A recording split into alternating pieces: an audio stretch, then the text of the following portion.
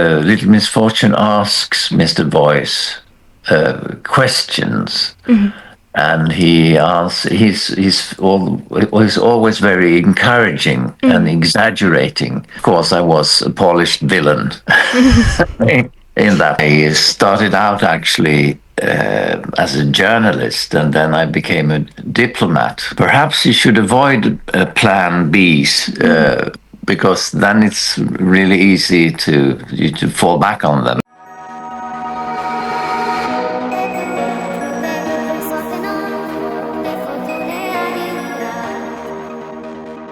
Hello, my dear friends. Welcome to Enigma podcast. This is the podcast where we dive deep into the world of creativity and explore the creative journeys of artists, creators, and writers. And joining us today is Henrik Norman, a very talented Swedish actor who is known for a career that spans feature films, theater, television dramas, and games, including Little Misfortune. So, please introduce yourself for our listeners and viewers. Okay. Hello. I'm Henrik Norman, as was said. I started out actually as a journalist, and then I became a diplomat.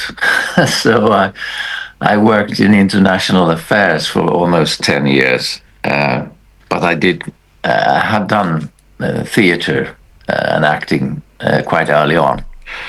So when I returned from stationing abroad in the beginning of the 90s, I took up acting once a week in an evening course, and it was fun, much more fun than what I did in the office daytime. So it took another couple of years before. Well, I had a sabbatical year. I took 1 year of theater lessons. Everyone was 10 years younger than I was, and most of them were applying for the stately drama school. But I had 5 years of university studies behind me, so. I thought, well, I'll have to do this my way. So I took a class here and there. I worked privately, and gradually I slipped out of the Ministry for Foreign Affairs, as it's called in Sweden. So around 97, 98. Then I had my first professional job actually in a theater, and then I resigned, if you could say that, and started to devote myself entirely to acting. So that's what I've done for the last 30 years, perhaps. You have such a unique journey, and I think that changing careers can be quite scary. What was the hardest fear or practical obstacle that you had to overcome? And did you have a plan B, for example, if acting didn't work out for you? Perhaps you should avoid plan Bs, because then it's really easy to fall back on them. But one obstacle perhaps was an optic thing, that I was in such a the place I was in was so prestigious. So everyone thought I was crazy to leave, a shiny career in diplomacy. And then, of course, financially, it was tough. It was a tough start, but I've saved, means. And then, of course, professionally, I did have to surmount, mental obstacles, perhaps, working with myself. To begin with, being a bureaucrat, always up in your head, always working intellectually. It was a true change to actually start to work with other parts of myself, to be able to act, actually. Yeah. I'm sure that your story will be very inspiring for a lot of listeners and viewers, because I think a lot of people who are connected to the world of art, they have these fears, they are very afraid to fail, but I think it's very important just to keep going, and in this way you will achieve all your goals and all your dreams that you have. Yeah, so I think every actor has their own unique way of diving into the world of their character. And how could you describe your acting approach, and what has been your most challenging role and why? I always start from outside in. How does this character look like? How does he walk and talk? And then I can't say I use a particular method. It's very intuitive, actually. And what I realize also is that when getting acquainted with the method school, I realized that pretending is not such a bad thing. So actually, very much like when you're a child, you're playing, and it has to be fun. So I guess it's a mixture of doing some research, perhaps of the time, if it's a period piece and so on, but it gives all the time a lot of impetus to what this character is like, and perhaps not. I don't think I need to dig into my childhood, or it's already there. What you need is already there. So yes, it's really intuitive. And the most challenging part, I'm not sure. Every part is challenging in a way. Then, of course,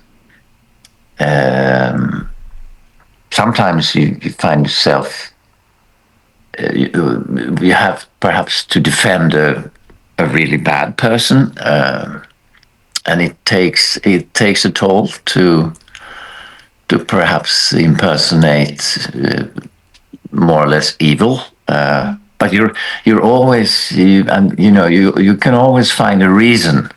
You can always find a defense and an explanation to what is this person doing at this moment. So yes, I can't really point out any particular role, actually, but yeah, that would be my answer, I guess.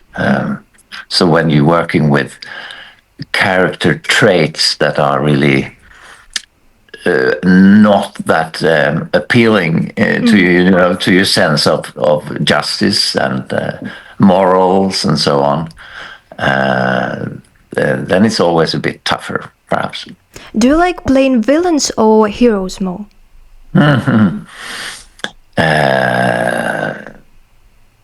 Well, in a way, a villain always is perhaps more complex in a way. So it's interesting to dig into what drives this character, and also it's also often so that this villain is actually the one who's sort of the key of the whole plot. The hero is more of a reacting person to this agent. Yeah, and I might be typically casted as a rather polished villain, and that's also a fun contrast, actually. So perhaps it's a villain. Then being a hero from time to time might not be such a bad idea. But yeah, that'll be my answer, I guess. Yeah, and with audiobooks and video game voice work, your voice is a separate instrument. And how do you usually prepare your voice, for example, for a 10-hour audiobook narration versus creating a character, for example, like for a game like Little Misfortune? Well, for an audiobook, I obviously read it. I read it through, and then I begin from the beginning. Typically, you do 30 pages, perhaps, on a day, not to get weird out from using your voice. I have a vision in my head. I think it comes quite early on. I do perhaps, color various characters a little, but not too much, because it's the narration. I think is the most important thing. So if you do it in an exaggerated way, more theater-like, it might actually disturb what is actually meant to be read in the first place. Then for a character in a game, then you really are the character. So it would very much resemble the character work you do for a film or on stage. So then it's very much the same. Then you, of course, you work with your voice. Then is the primary tool, but I think you have to be there physically too. Actually, it shapes the sound. Your body it must be part of the characterization, even if it's just the voice that's in the end is being heard. So that's quite important too, I'd say. Yeah, and you also wore the producer's hat, right? You worked on the project called Stroke of Midnight. Yeah, that was a project close to my heart. I actually was suggested. It's based on a short story by a French novelist, Guy de Maupassant, he's called. And when I started out, very early on, a friend of mine gave me this text and said, "You have to do this. This is a good piece." And so then it was, it was an idea that I had in the back of my head for almost 30 years. And finally, I said to myself, then I had met an actress also who would be perfect in the opposite role in that short. So we produced it together. I wrote a script, and that was an adaptation of the original short story. And then we just said, let's do this.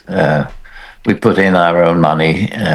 We gathered people who could help us out with, film and light and sound and so on. And I'm quite proud of that project, and it's been circling around at a lot of international festivals by now. Mm-hmm. And what did producing teach you about acting that you didn't know before? Teach me about acting, and about making movies in general. Making because movies. It's a new role. Yes, it's a new role.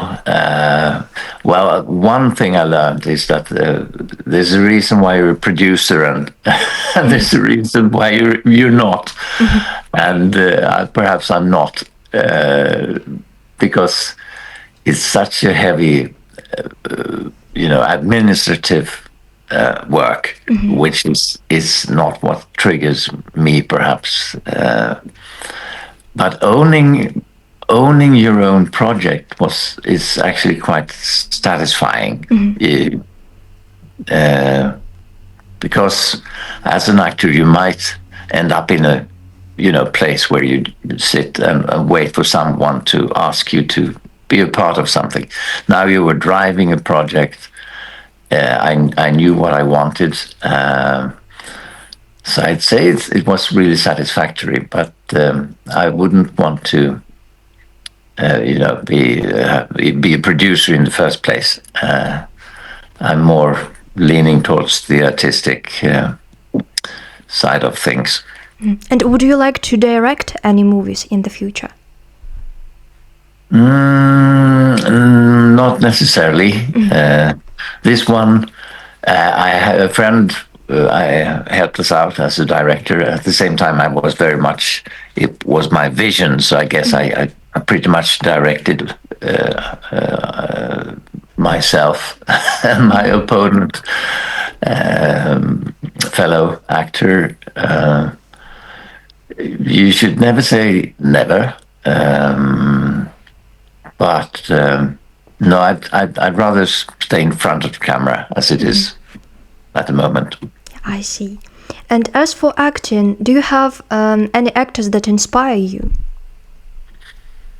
Oh, that's a very good question. Yes, there might be a few,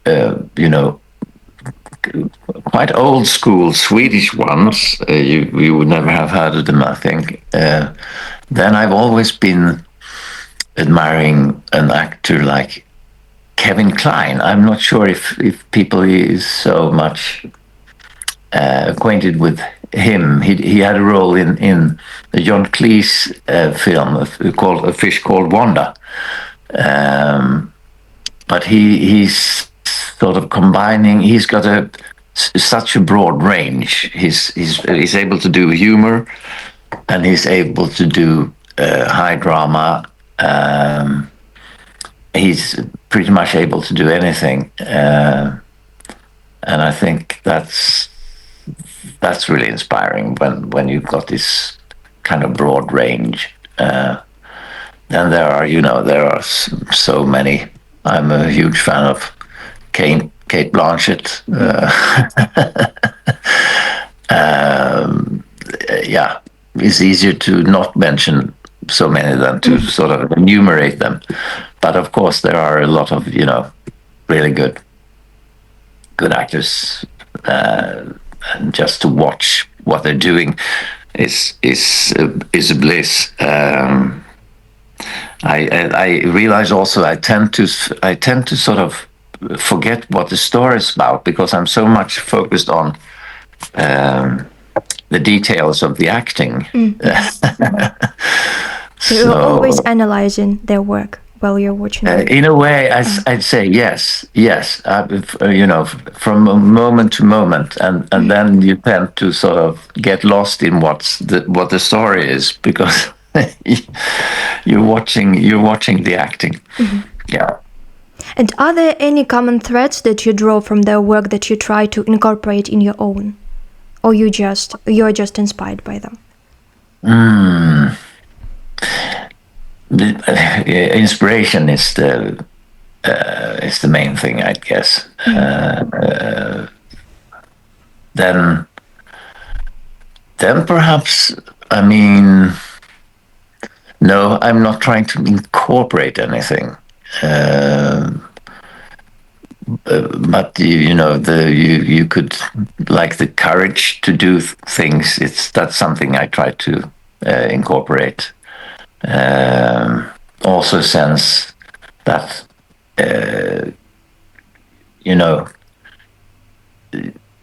you might be afraid that you act too big, perhaps, and often it turns out that you could actually deliver a rather big performance and it still works. So that is perhaps something I'm sort of not incorporating, but I have in the back of my mind that it's actually possible to sort of enlarge performance even in front of the camera.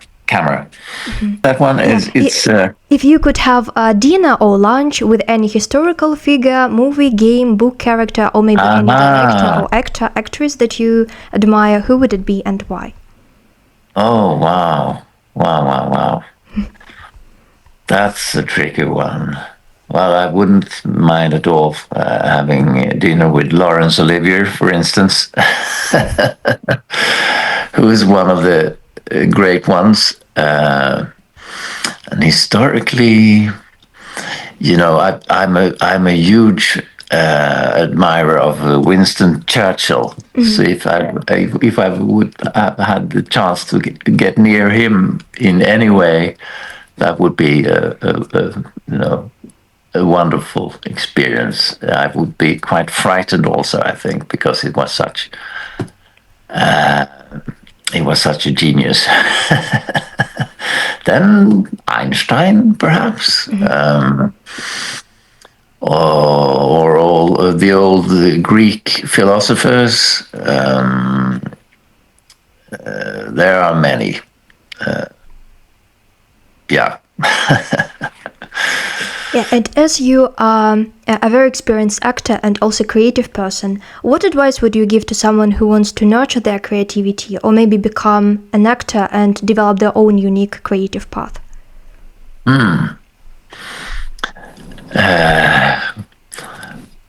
Well, to engulf in culture, I'd say. Well, my primary source of inspiration is actually reading. Perhaps even more than watching theater or film and TV. But of course, go to place, watch a good series, watch a good movie, but also art. Painting, music is a great source of, spiritual and emotional input. So I think it's really important to, grasp a whole lot of. Well, there's a vast cultural heritage that you could actually just plunge and dive into. That's important. Then life as it is, it's sort of take part of it. It will always give you impetus in one way or another. Yeah, and you mentioned, as for reading, what's a book that really inspired you and changed maybe your perspective on life or on any topic? It's funny, I spoke with a friend the other day because he had, I think I mentioned, I found an old article. It was an interview that I did, and there I had mentioned the book The Idiot by Dostoevsky. Which was a great read at the time, and I can't really recall what it's about. It's the dreamlike state that really hit home with me, and he was reading it when he found that article on the net that I republished. He said, "Oh, I was just buying that copy for myself again," because he gave it away to someone. Then, when younger, reading Jean-Paul Sartre, that made me reflect on the human nature, perhaps in a way that I didn't do before. What else? There are so many. There's so many books, but life-changing. Well, every read is in some way opening up a new perspective.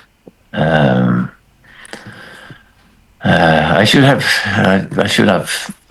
reflected more upon this. I can't really now give you any more titles. I realized I think it was the books when I was really young that sort of made the greatest impression. I was a big fan of Ray Bradbury, which is actually more of a sci-fi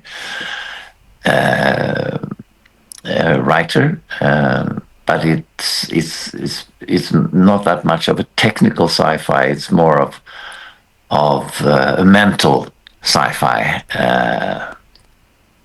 and that was also really important.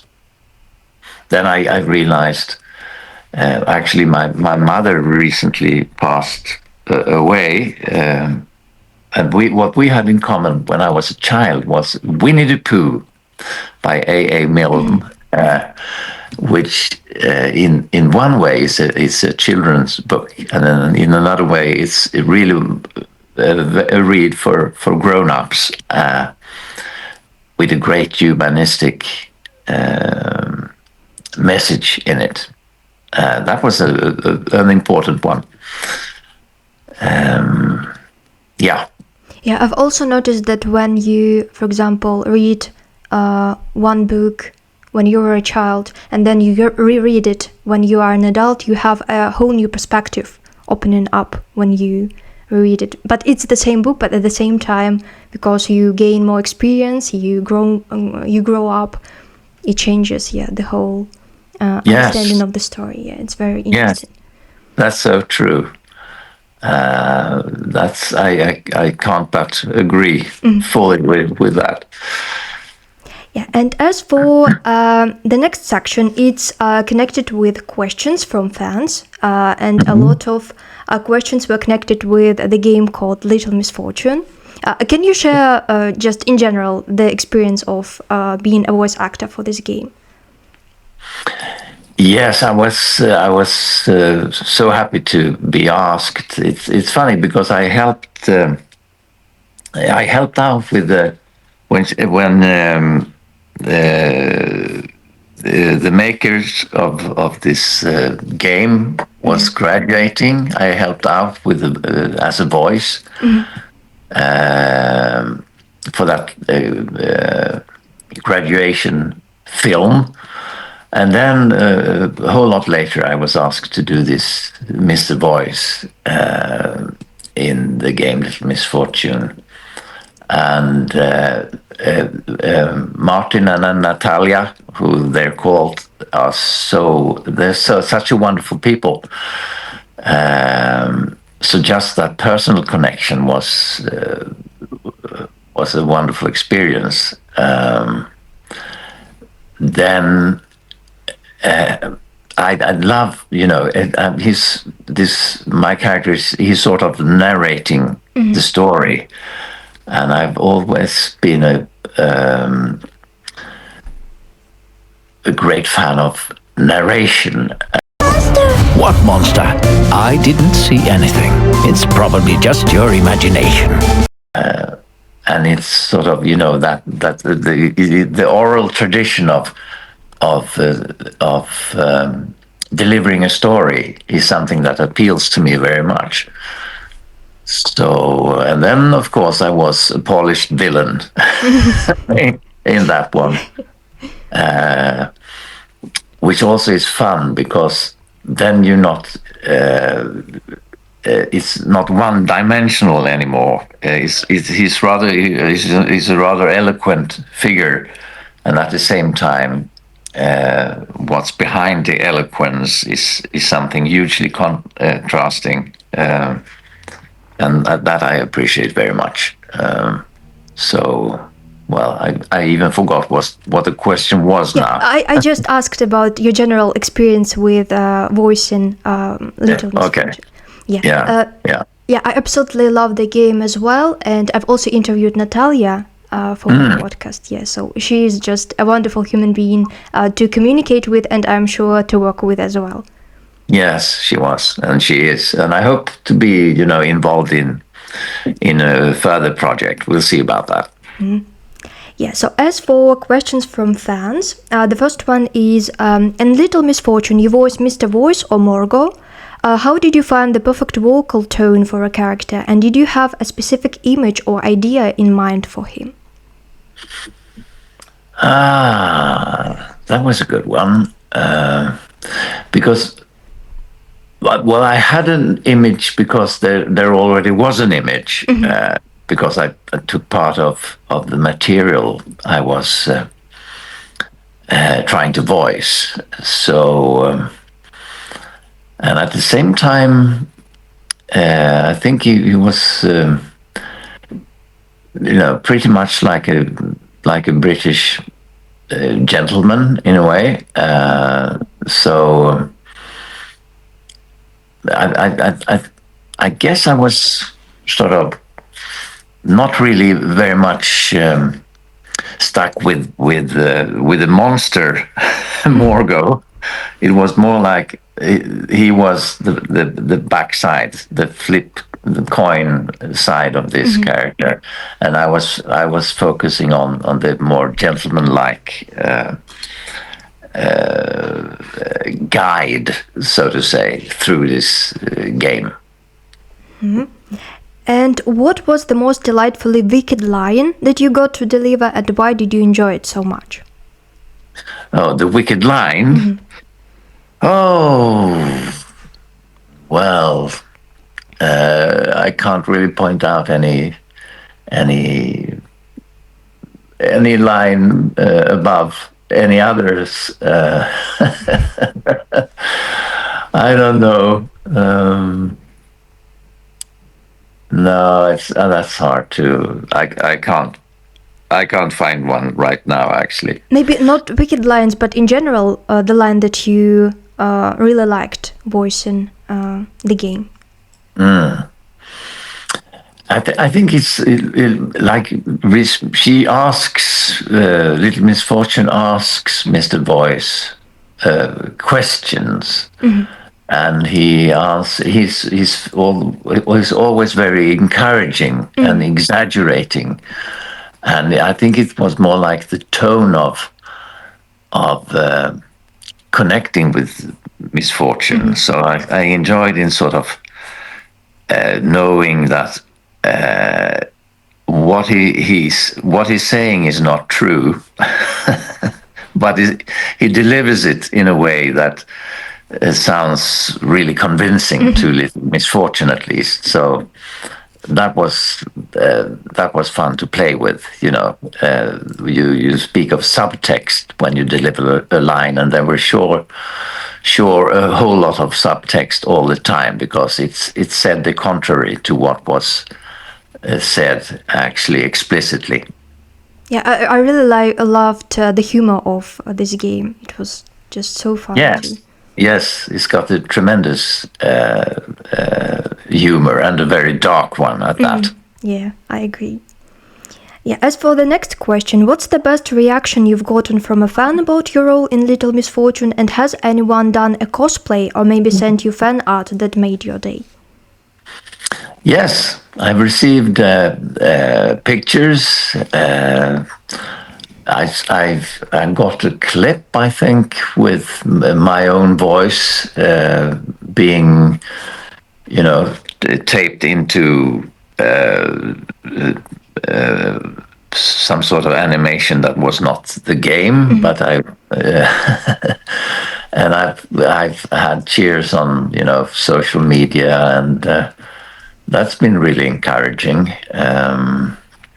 And it seems to have reached a wide audience, and from all parts of the world, and that way of connecting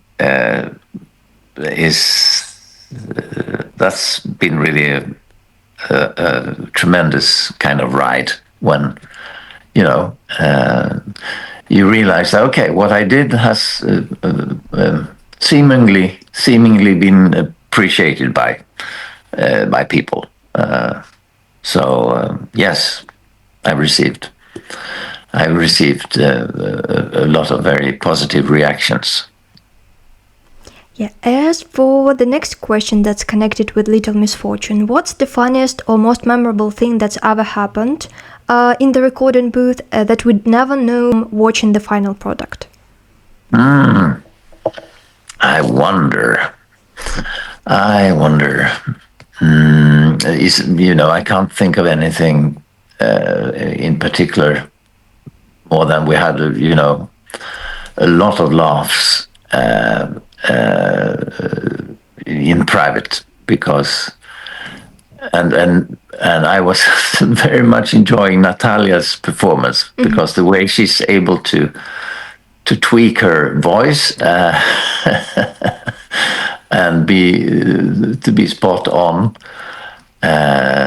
So what I remember is just, not any particular bloopers or anything, but rather this warm and humorous and generous kind of ambience in the studio.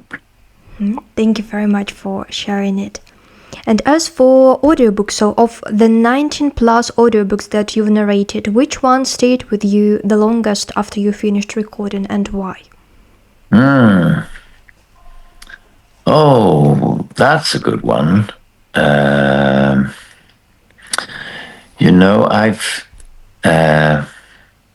one that springs to mind now. It's one I did really early on, and that was not fiction. It was actually a documentary about the first Christmas of the First World War, when actually the opponents, the enemies, they put down their weapons and they actually met in no man's land, celebrating Christmas together.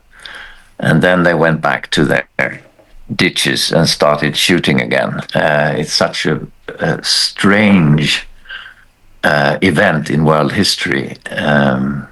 So that's a book that springs to mind.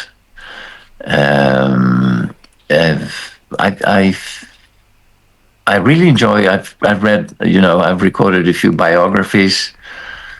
One of a Swedish musician, and a couple of on Swedish musicians and writers, and so I think those are the ones that spring to mind when you sort of recapitulating a true story, of a personal story. I'd say that would be the ones that really stick.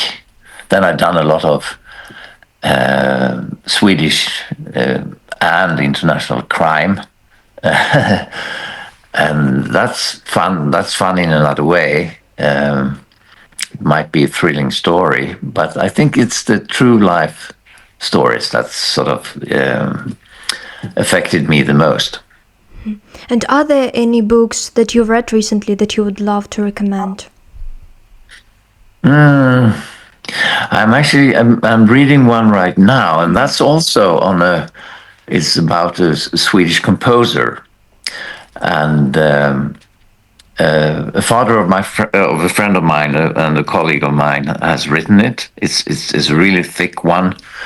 His artist's name was Jules Sylvain, and he was a kind of, he wrote tons of popular music in the 30s and 40s and 50s, and I'd love to have it turned into an audiobook. We're working on it right now, actually.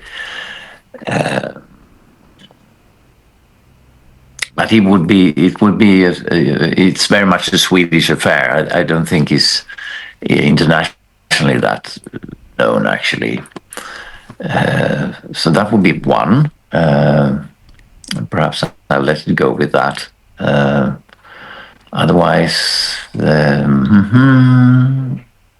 not sure. I think it's so much that one that I'm preoccupied with right now. So thank you very much for sharing your recommendations throughout the whole podcast. It's really delightful to hear about new books and movies also that we could read and watch later. Yeah, and as for the last question from fans, if you could reprise any one of your past characters for a new season or sequel, who would it be and what would you want to see happen to them? Okay. Well, I wonder what Natalia's got in store. But perhaps, well, I realized when the Little Misfortune was celebrating, what anniversary was it? Was it 10th, I think? I sort of returned to Mr. Voice and did, just made a short greeting on the internet. And I realized that that was a sort of a wonderful return to a character. So I wouldn't mind, having him return. But at the same time, I'm not very much a reprisal kind of person. I love to move on. So I'd say, new adventures rather than returning to old ones would be my motto. And do you have any maybe like dream roles that you haven't explored yet, but you would love to in the future? Well, I just realized that I'm really, really too old to play Hamlet. So perhaps I'd let that one go. But Shakespeare in general would be, any role that's in my age bracket would be something I'd love to explore. Actually, then I'm ahead. I'm looking forward to. I'm gonna be part of a project that is a VR project. A virtual reality, 3-dimensional kind of series, which is really existential and also very dreamlike, based on a very famous painting that's called Toteninsel, the island of death. So I'm one of the characters coming to that island, and then a gradual development will take place. So it's really an existential and mental journey these people are going through. So it's going to start now in January, and it's going to take a long time to record all the episodes, because I think they're like 30 of them at least. But that's going to be an adventure. Of course, you have to have this kind of helmet, that you put on, be able to take part of it, which might narrow down the possible audience. But anyway, it's an interesting kind of venture, both technically and I'd say psychologically. So I'm looking forward to that one. Perhaps I'm not really dreaming of characters. I'm more like when something turns up, that would be the dream at the moment. I just made a self-tape for a character that I'd love to play. But I'm sort of more like any character that's actually I'm being asked to do. That would be the focus. Yeah. Yeah, I'm so curious about your theater roles. What's your favorite piece written by Shakespeare? I guess it's again it's Hamlet. I had the privilege to do Prospero in The Tempest. Of course, Macbeth is an astonishing piece. But I also,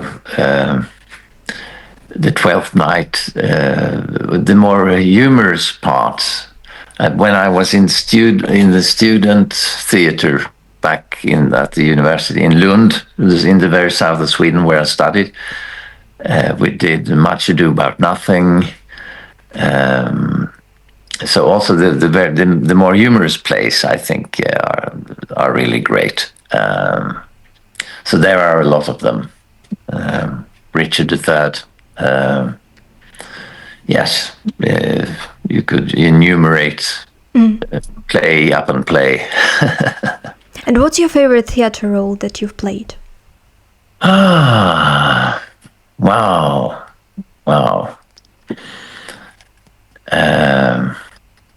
I realized that one that I had a terrible time to come to grips with, but in the end it turned out really well. That was really, it was a smaller part in what is only a 3-part play, you could say. It's The Dance of Death by Strindberg.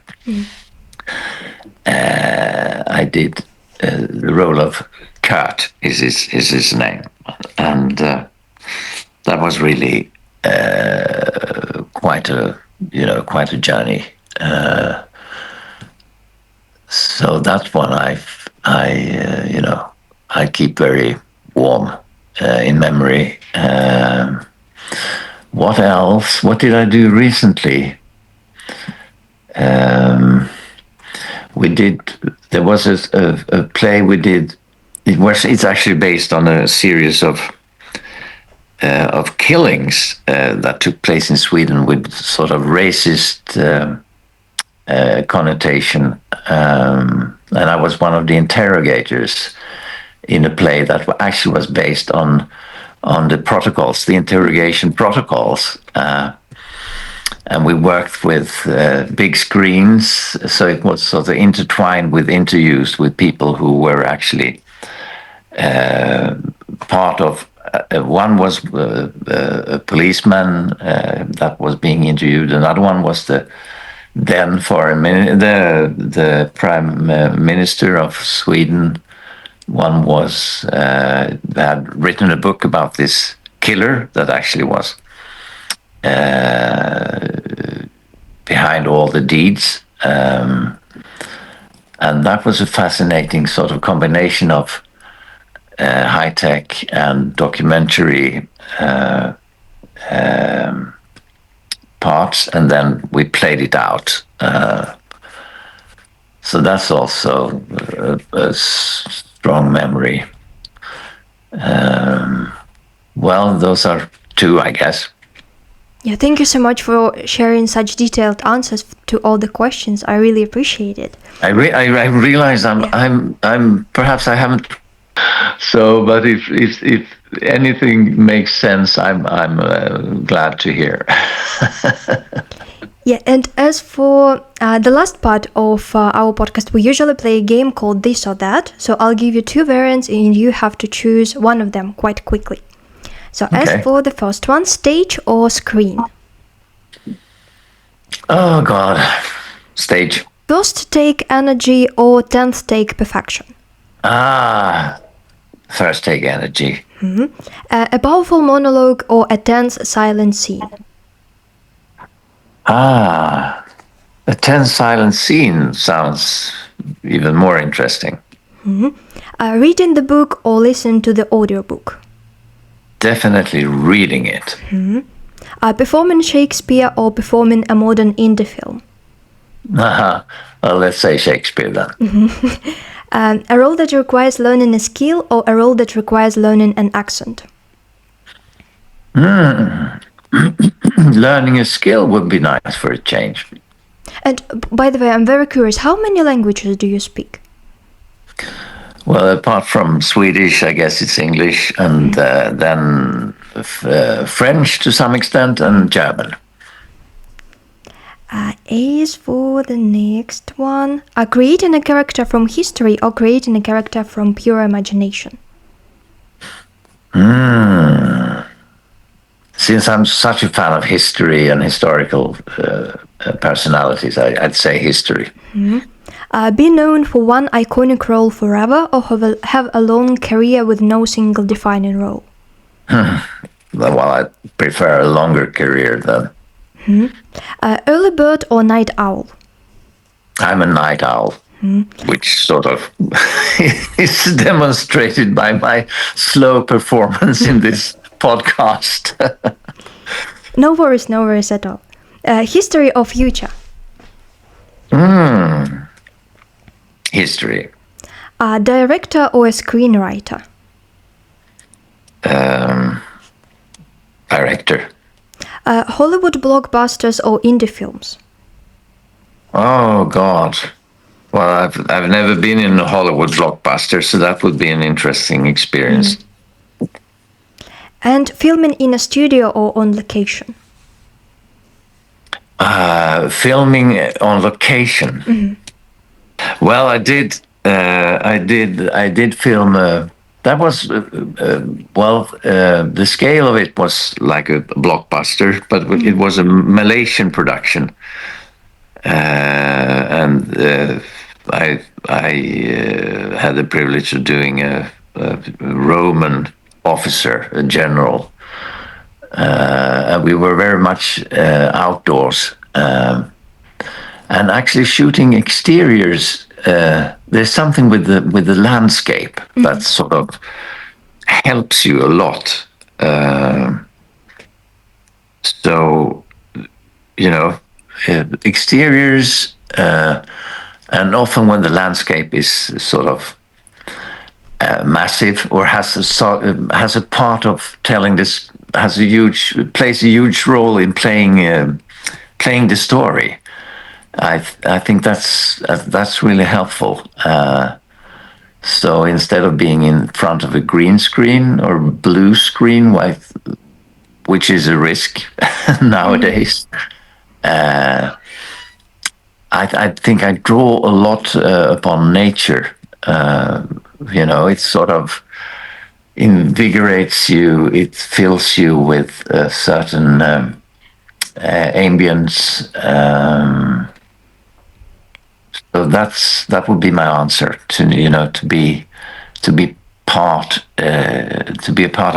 of nature, and the nature is being a part of you, and it really strengthens your performance, I think. Yeah, I'm on the same page because I really love seeing all those beautiful landscapes in movies and realizing that it's not the green screen, but it's the real nature that was captured on camera. Yeah, and before we wrap up, do you have any exciting announcements or maybe upcoming projects that you'd like to share with our listeners and viewers?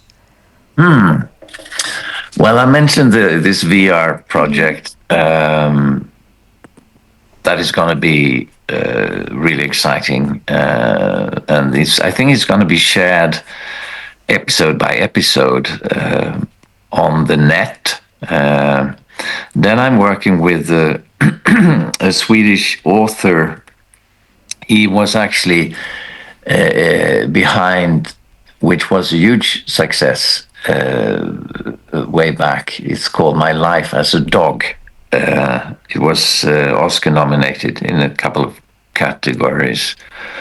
And he's nowadays we've got a summer house in the southern parts of Sweden where I am right now, and the sun is shining, as you can see.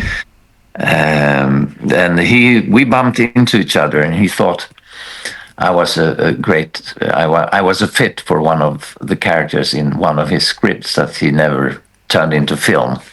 He was actually, after that success with My Life as a Dog, he was soaked up by Hollywood. So he was in Hollywood for a long period of time writing scripts. But as it is, you write 20 scripts and one is perhaps turned into a movie. So he's got several movie scripts in his drawer, and one of them we've taken out now, and we're working on it, and trying to establish a production setting. So So we'll see where that ends up. But it's an exciting thing, actually. I'm really looking forward to all your new projects, and I'm sure that they will be a success. Let's hope so. Yeah, and thank you so much for joining me today for this episode of Monika Podcast. It was just an absolute joy to hear all your detailed, very delightful answers to my questions. Yeah, and if you enjoyed today's episode, please consider subscribing, giving this video a like, and also leaving us a comment about what you think about the answers. And also don't forget to connect with Henrik on his social media platforms. I will share all the links and also the link to the official website of Henrik with all the contact information, and also with my social media platforms. Yeah, and until then, exploring, keep creating, keep shining, and we'll hope to see you next time. Bye-bye. Bye. Well, let's hope for this new year of 2026. May it be prosperous for all of you. I wish you a very happy new year.